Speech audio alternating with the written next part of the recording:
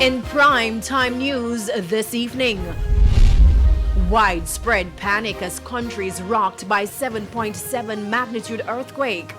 Very scary, very scary. Because when I feel the building start shake, I tell everybody around me say there's an earthquake, and they say no, it's a chuck pause.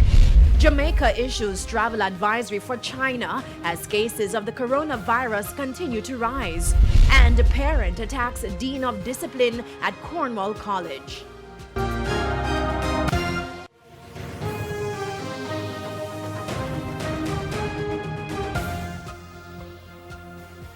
Good evening and welcome to Primetime News, on air and online at onespotmedia.com. I'm Herman Green. And I'm Janella Precious. Also this evening, the top business stories of the day, and Vashon Brown has our preview. Vashon?